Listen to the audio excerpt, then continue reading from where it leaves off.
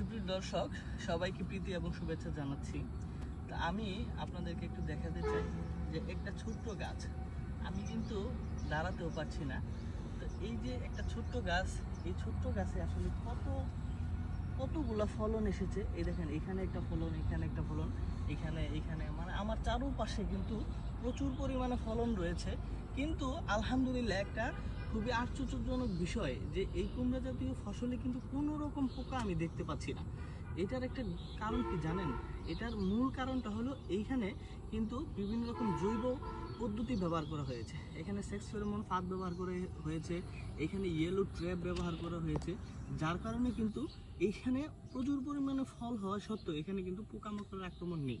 আমি কিন্তু আপনাদেরকে বারবার একটা জিনিস বলার চেষ্টা করি যে আপনারা যারা কুমড়া জাতীয় ফসল থেকে শুরু করে আপনারা যারা কৃষিকাজ করেন, তারা কিন্তু দয়া করে আপনারা এই রাসায়নিক বালাইনাশক, রাসায়নিক পদ্ধতি থেকে বের হয়ে আপনারা একটু জৈব পদ্ধতিতে আসেন।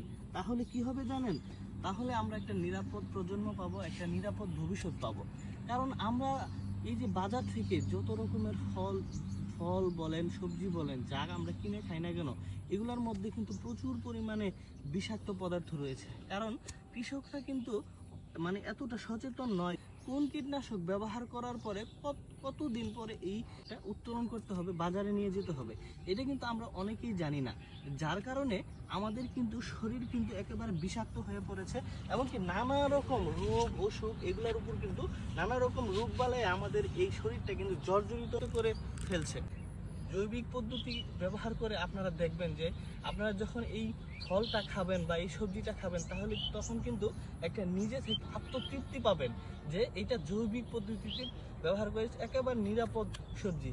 এই দেখেন, এখানে কিন্তু কোনো রকম আমরা মানে পোকামাকড় দেখতে পাচ্ছি না। কারণ হলো এটা মানে জৈবিক পদ্ধতি ব্যবহার করেছে, চমৎকার কিছু সবজি আমরা এখানে দেখতে পাচ্ছি। তাই আমি আপনাদেরকে অনুরোধ জানাবো, সবাই মিলে আসুন আমরা দেশের কৃষিখাতকে নিরাপদভাবে গড়ে তুলি, আমরা নিরাপদ সবজি উৎপাদন করি, নিরাপদ খাদ্য উৎপাদন করি। তাহলে কিন্তু আমরা একটা সুন্দর নিরাপদ প্রজন্ম পাবো। সবাই ভালো থাকবেন, সুস্থ থাকবেন, বেশি বেশি করে জৈবিক পদ্ধতি অবলম্বন করবেন, জৈব বালাইনাশক ব্যবহার করবেন, জৈব সার ব্যবহার করবেন। আল্লাহ হাফেজ।